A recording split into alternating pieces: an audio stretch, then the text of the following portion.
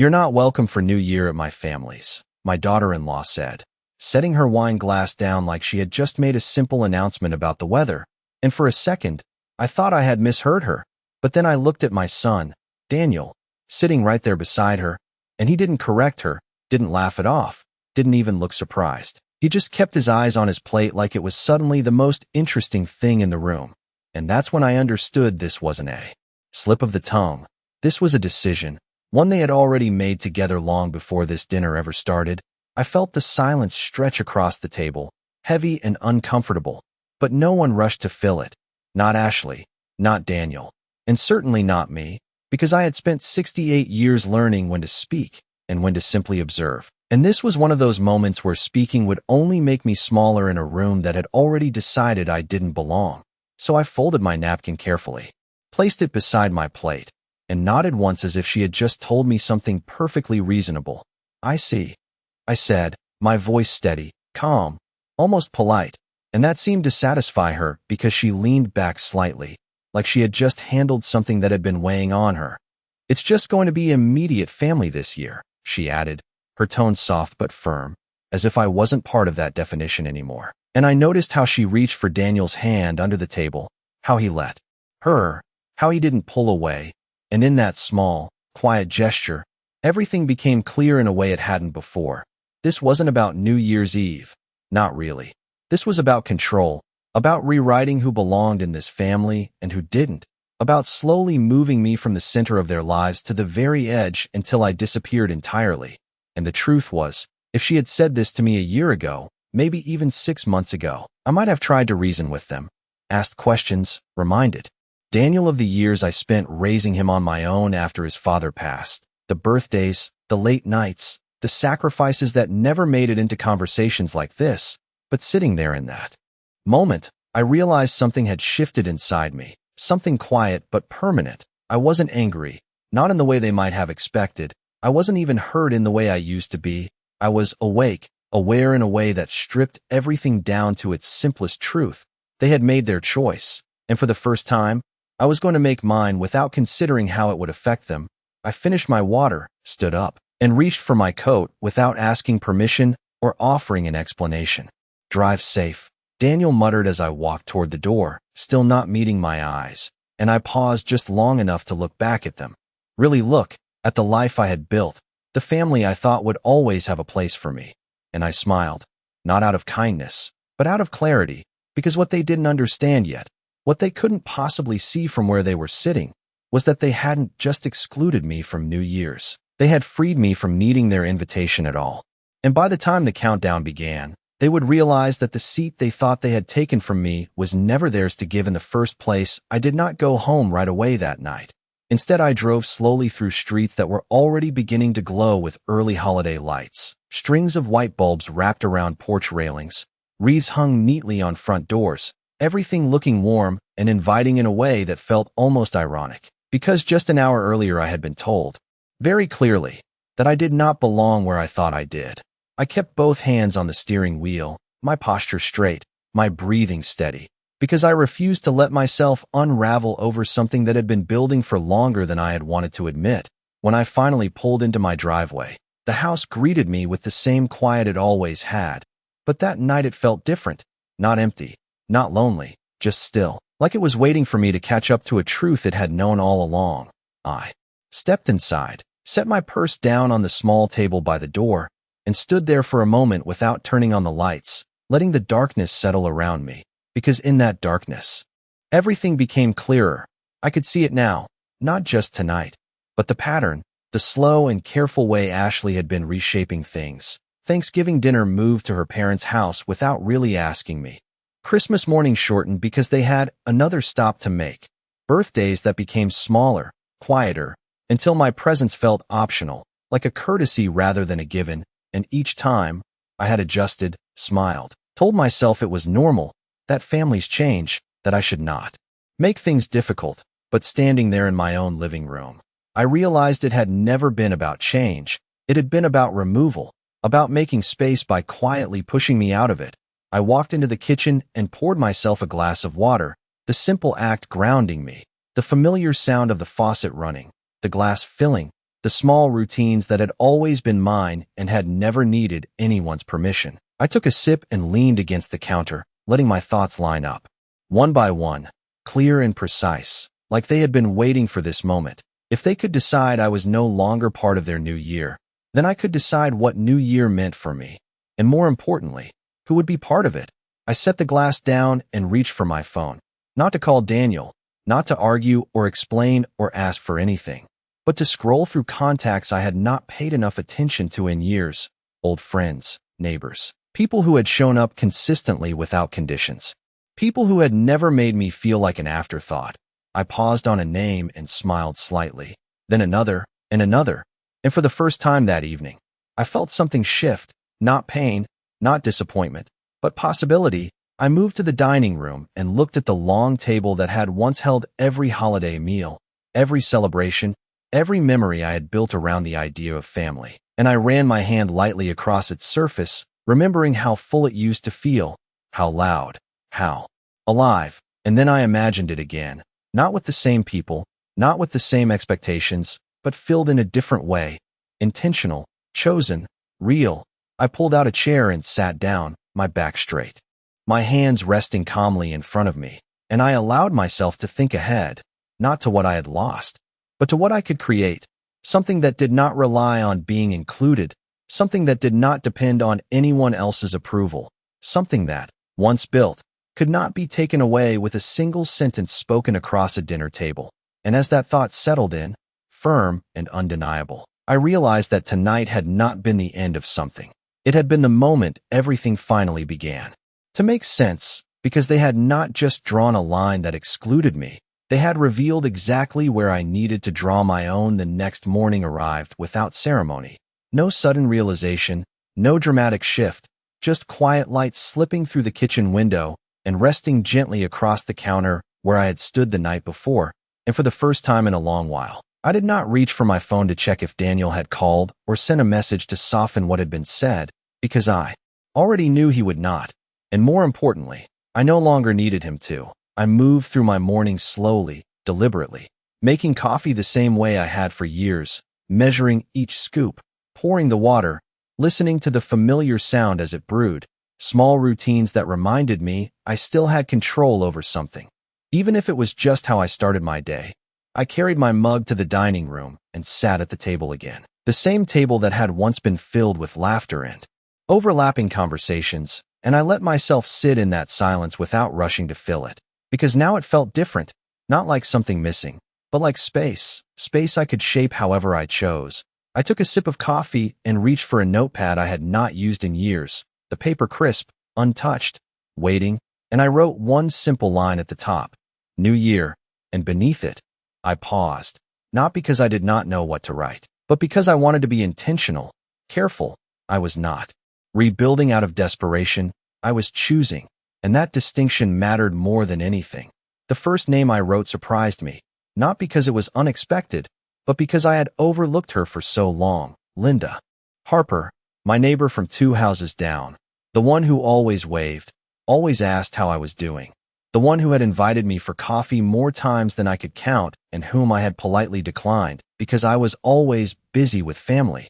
I let out a quiet breath at that thought, realizing how often I had prioritized people who were slowly pushing me away over those who had been quietly offering a place beside them. I added her name, then another, and another, each one coming easier than the last. People from my book club, an old friend from church, a former colleague who still sent holiday cards every year without fail.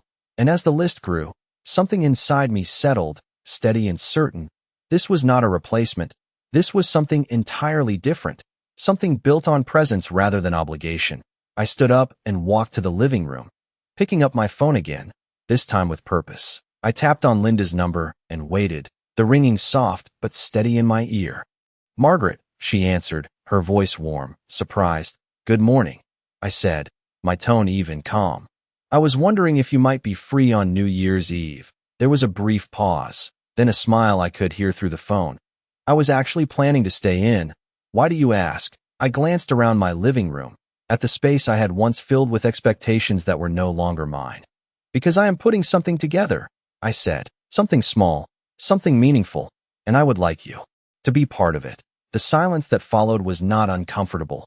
It was thoughtful. Then she replied, "I would love that." And just like that, without effort, without negotiation, something real began to take shape. I ended the call and stood there for a moment, holding the phone in my hand, and I realized how different this felt from everything I had been holding on to before. There was no tension, no careful balancing of feelings, no wondering if I was asking for too much. This was simple, clear, mutual. I returned to the table and continued down the list, making calls, sending messages, each one met with a warmth I had not expected but somehow understood I deserved. And as the morning stretched into afternoon, the house no longer felt like a place I had been left in. It felt like a place I was building from. And somewhere between writing names and hearing voices on the other end of the line, I stopped thinking about what Daniel and Ashley were planning, stopped wondering if they would think of me when the clock struck midnight. Because for the first time in years, I was not waiting to be included. I was creating something they could not take from me, something they had already lost. Without even realizing it, by the time the afternoon light shifted across the hardwood floor, I had a list that no longer felt like a reaction. It felt like intention, and that difference settled into me with a quiet certainty that I had not experienced in years. I stood in the kitchen reviewing it again, not to second guess, but to understand what I was building. Names that represented presence, consistency, people who had shown up in small ways without expectation of anything in return, and for the first time, I saw clearly how I had overlooked them, how I had placed all my energy into maintaining a connection that had slowly been slipping through my hands. I folded the paper once, neatly, and placed it beside the phone. Then I turned my attention to the house itself, walking from room to room with a different kind of awareness. The living room where I had hosted so many holidays, the dining room that had once felt too large when it was quiet, the kitchen that had always been the center of everything. And instead of seeing what had been lost, I began to see what could be shaped. I opened the windows slightly, letting in the crisp winter air, the kind that carried a sense of clarity with it. And I started making small changes, moving a chair, adjusting a table, clearing surfaces that had been crowded with things that no longer held meaning. Each movement deliberate, each decision mine. I did not rush. There was no urgency in the way I worked, only focus, and with every small adjustment, the house felt less like a place I had been left behind in, and more like a place that was entirely my own again. I paused in the dining room and looked at the table once more, then walked to the cabinet and pulled out the good china, the set I had saved for special occasions, the one I had once reserved for family gatherings that were supposed to feel significant. I ran my fingers along the edge of one plate, remembering how careful I used to be with it, how I treated it like something that required the right moment, the right people, the right reason, and I set it down on the table with quiet certainty, because I understood now that the meaning of a moment did not come from who was expected to be there. It came from who actually chose to show up. I arranged a few settings, not all of them, just enough to begin, and stepped back, observing, adjusting, letting the space take shape naturally rather than forcing it into something familiar. Then I returned to the kitchen and opened my notebook again, this time writing not just names, but details, what each person liked, what they enjoyed, how they connected, small things that mattered, because this was not about filling seats, it was about creating something real. I made another call, then another, each conversation steady, unforced, people responding with genuine interest, some surprised, some immediately warm, and with each exchange, the idea became more solid, more defined. This was not a gathering built out of obligation or routine. It was something chosen, something intentional, something that did not require permission or validation from anyone else. As the day moved forward, I found myself no longer thinking about what had been said at that dinner table, no longer replaying the moment or questioning it, because it had already served its purpose. It had shown me exactly where I stood and exactly what I needed to do. I stepped back into the living room and stood near the window, watching the early evening settle in, lights flickering on in neighboring houses, people moving through their routines, and I felt a calm that was steady and grounded, not temporary, not dependent on anyone else's behavior, but rooted in something I had finally claimed for myself. And in that quiet moment, I understood that what I was creating was not just a different way to spend one night. It was a different way of living entirely. One where I was no longer waiting to be included, no longer adjusting myself to fit into spaces that were slowly closing around me, but instead, opening my own door and deciding exactly who would walk through it.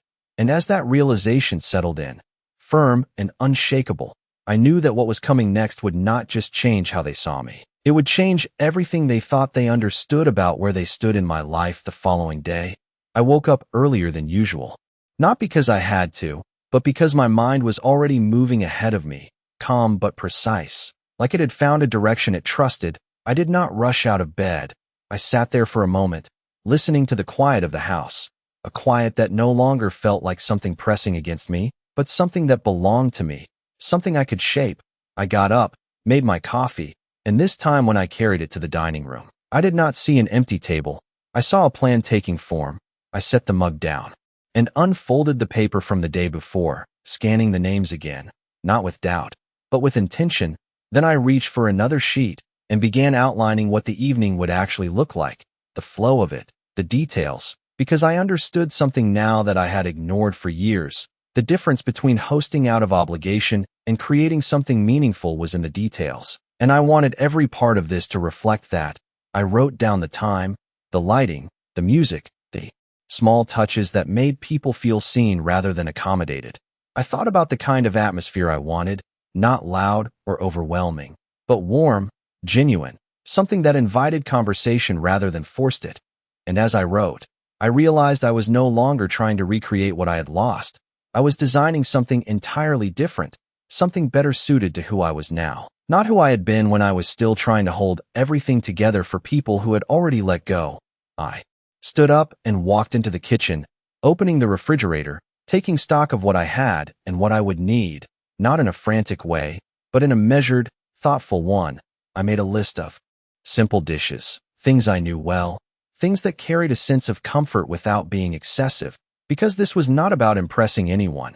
It was about creating a space where people could feel at ease.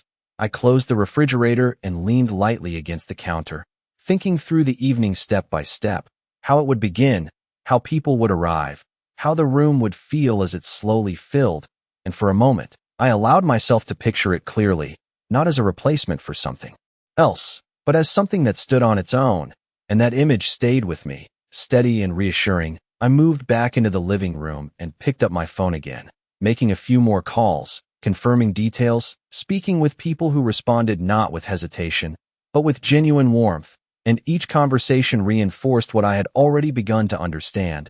I had not lost my place. I had simply been looking for it in the wrong room. By the time the afternoon light began to fade, I had everything outlined, not just the guest list, but the tone, the intention, the structure of the evening. And I sat down once more at the table, placing both hands flat against its surface, grounding myself in what I had created, because this was no longer an idea. It was something real, something that would happen, something that no one else had the power to take away from me.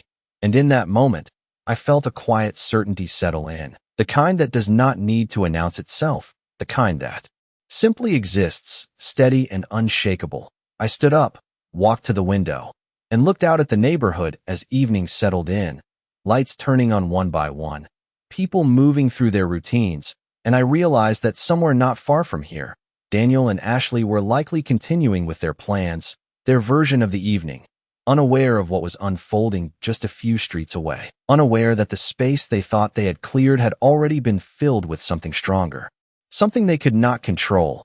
And as I turned away from the window, I understood that what I was building was not just an event. It was a line, clear and deliberate, and once it was crossed, there would be no going back to the way things had been before. On the third day, I stopped thinking of it as preparation and started treating it as a commitment, something already set in motion, something that did not depend on whether anyone else approved or even understood. I moved through the house with a different kind of focus, not just adjusting things, but finalizing them, setting boundaries in ways that were quiet but unmistakable. I took out the serving dishes I had not used in years, polished them carefully, not because they needed it, but because I wanted every detail to reflect intention. I arranged them on the counter, visualizing how the evening would unfold, where people would stand, where conversations would gather, how the space would carry warmth without effort. And as I worked, I noticed something else, something that had been absent for a long time. I was not waiting for a message, not checking my phone out of habit, not anticipating interruption, because there was nothing left to interrupt. I had stepped outside of that pattern entirely. I paused briefly when the phone did ring, the sound cutting through the quiet with a sharp clarity. I looked at the screen and saw Daniel's name, and for a moment, I simply observed it, the way it lit up, the way it pulsed with expectation, and I realized how many times I had answered immediately in the past, how many times I had rearranged my thoughts, my plans, even my emotions to respond in a way that kept the peace. But this time, I let it ring, not out of anger, not out of punishment, but because I understood something that had taken me years to learn. Access is not automatic. It is something that exists within the boundaries I choose to set. The phone stopped ringing, the screen went dark, and the house returned to its steady quiet. I set the dish in my hand down gently and continued what I was doing without hesitation, because the moment had already passed, and it did not require a response to have meaning. Later that afternoon, I sat down with my notebook again and reviewed the final details, confirming the time, the arrangement, the flow of the evening, making small adjustments where needed, refining rather than rebuilding. And as I did, I felt something settle deeper within me, a sense of ownership that went beyond the event itself. This was not just about one night. This was about the way I would move forward from here, the way I would allow or not allow people into my space, into my time, into my life. I closed the notebook and placed it carefully on the table, then stood and walked toward the front door, opening it slightly to let in the cool air, standing there for a moment as the breeze moved through the entryway, carrying with it the distant sounds of the neighborhood, cars passing, a door closing somewhere down the street, life continuing in its ordinary rhythm. And I realized how steady I felt within it, not pulled in different directions, not trying to keep everything aligned, just present, just certain. I closed the door and turned back into the house, my gaze moving across the rooms that had once held so much expectation, and now held something far more grounded, clarity. I walked back into the dining room and adjusted one final detail, a small change in placement that shifted the entire balance of the table, and I stepped back to take it in, not with doubt, but with quiet satisfaction, because everything was exactly where it needed to be. And in that stillness, I understood that what I had created was not just a response to being excluded. It was a redefinition of what inclusion meant on my terms. And as that realization settled in, firm and complete, I knew that whatever came next, whatever reaction or silence followed, it would no longer have the power it once did, because I had already stepped into a space they could not reach without first understanding what they had lost the day before New Year's Eve. Everything felt settled, not finished in a rushed or anxious way, but complete in a quiet, deliberate sense that left no room for doubt. I woke up with a steady clarity, the kind that does not need to be reinforced. It simply exists, and as I moved through the house, there was no hesitation in my steps, no second guessing in my decisions, just a calm rhythm that carried me from one task to the next. I set the table fully that morning, placing each setting with care, not for appearance, but for intention. Each plate, each glass, each folded napkin representing someone who had chosen to be there, not out of obligation, not out of routine, but because they wanted to be. And that distinction mattered more than anything I had ever arranged before. I stepped back once everything was in place and studied the room, the light coming in through the windows, the subtle warmth of the space, the quiet balance of it all, and I realized how different this felt from the gatherings I used to host. There was no tension beneath the surface, no unspoken expectations, no careful navigation of moods or dynamics, just openness, just clarity. I walked into the kitchen and began preparing what I could ahead of time, chopping, measuring, arranging, each movement steady, unhurried, because there was no pressure to impress, no need to prove anything. This was not about performance. It was about presence. At one point, I paused and looked at my phone resting on the counter, silent, untouched, and I realized that I had not heard from Daniel again, not since that missed call, and I considered, briefly, what that might have meant to me before, how I would have interpreted the silence, how I might have filled it with questions or concern, but now it felt neutral, almost irrelevant, because the space his silence created had already been filled with something more substantial. something I had chosen for myself. I picked up the phone, not to call him, but to review the confirmations from the people who would be here, simple messages, warm responses, genuine anticipation, and each one reinforced the same truth. I was no longer standing outside of something waiting to be invited in. I was inside something I had built, and that shift changed everything. By the afternoon, the house carried a quiet sense of readiness, not in the sense of being prepared for guests, but in the sense of being aligned with what was about to happen. I moved through each room, one last time, making small adjustments, not because anything was wrong, but because I wanted to ensure everything reflected exactly what I intended. And as I did, I felt a steady confidence that had nothing to do with how the evening would be perceived and everything to do with how it would be experienced. I stepped outside for a moment as the sun began to lower, the air cool and crisp, the neighborhood calm, and I stood there taking in the stillness, understanding that this was the final moment before everything shifted fully into place, not in a dramatic way, but in a quiet, undeniable one. I returned inside, closed the door behind me, and stood in the entryway, looking across the space that had once held so many expectations that were no longer mine. And I realized that I was not waiting for midnight, not waiting for a countdown or a celebration to mark the change, because it had already happened. It had happened the moment I chose not to follow where I was no longer welcome, and instead created something they could not step into without understanding what they had chosen to leave behind. And as I turned toward the living room, the calm certainty settled in completely, because whatever tomorrow would bring, whatever reactions or realizations might come from it, I had already moved beyond needing them to define what this moment meant. New Year's Eve arrived without noise or urgency, just a quiet transition from one day into another, and I woke up with the same steady calm that had carried me through the week. There was no hesitation left, no second thoughts, only a clear understanding that everything was already in place. I moved through the house with a measured pace, turning on the soft lights in the living room, adjusting the curtains to let in the last of the winter daylight, making sure the space felt warm without being overwhelming. I set out the final details in the kitchen, checking each dish, each plate, not out of worry, but out of respect for what I had created, because this evening was not about proving anything to anyone. It was about honoring the decision I had made to stop waiting and start choosing.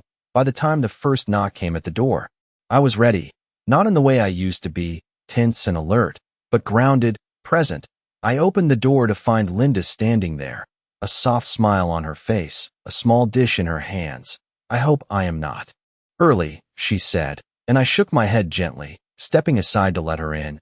"You are exactly on time," I replied, and I meant it, because time, for once, felt aligned with me rather than something I was trying to keep up with. One by one, the others arrived, each greeting simple, genuine, no forced enthusiasm, no careful politeness, just warmth that settled naturally into the space.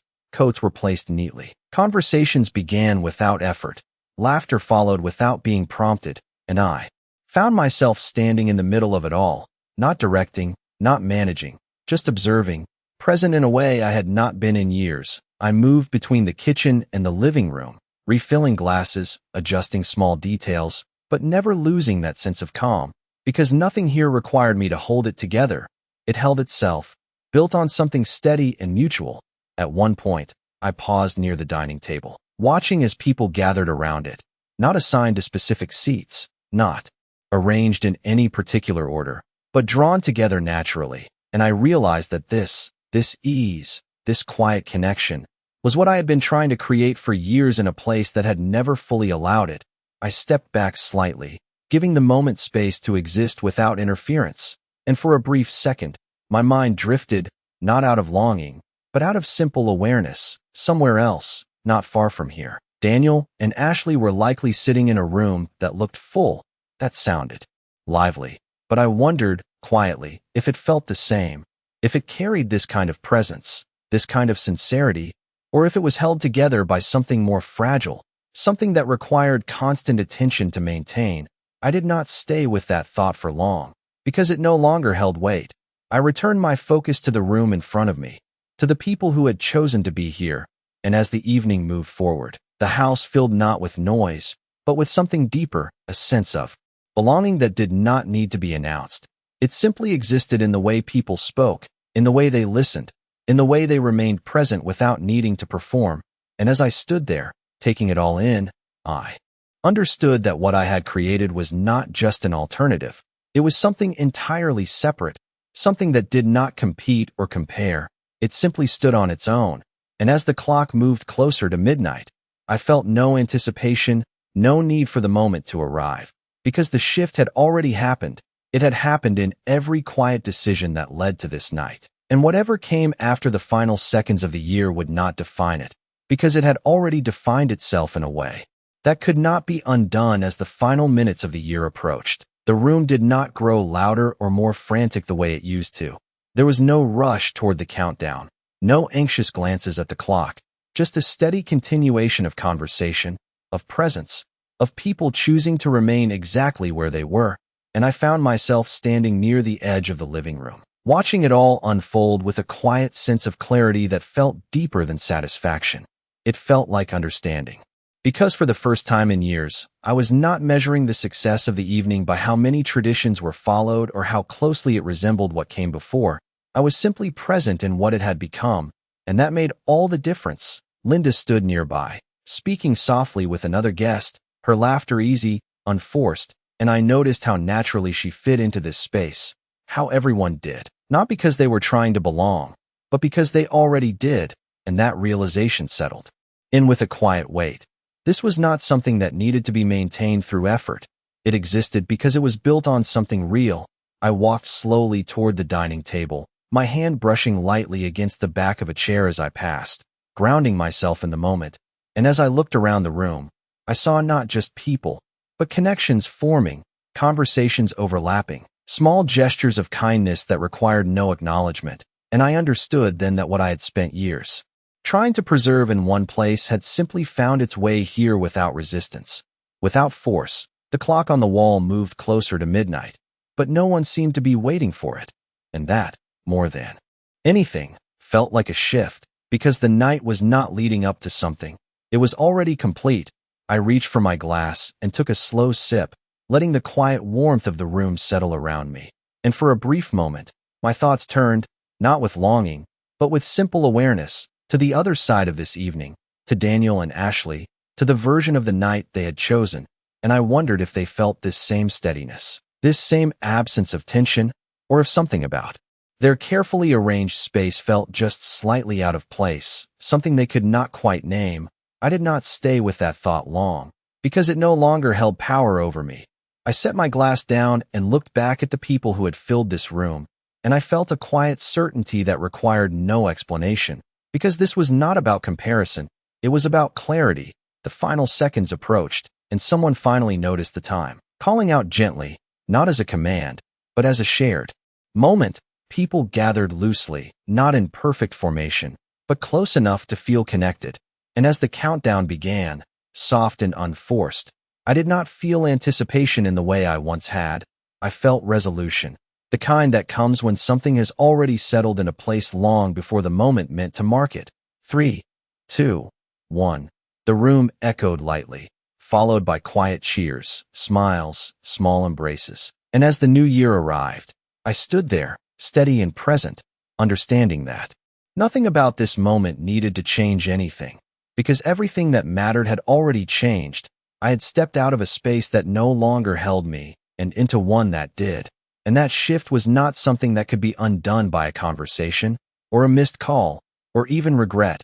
And as the room slowly returned to its natural rhythm, conversations picking back up as if nothing needed to be marked or declared, I realized something with a calm certainty that left no room for doubt. They had not just chosen to exclude me from one evening. They had unknowingly removed themselves from something far more lasting, something they would not be able to step back into simply by asking. And as I turned slightly, looking across the space I had created, I understood that if they ever came to that realization, it would not be me who needed to explain it. It would be something they would have to face on their own, because for the first time, I was no longer waiting for them to understand my worth. I had already defined it, and I had built something that no longer depended on whether they ever saw it or not.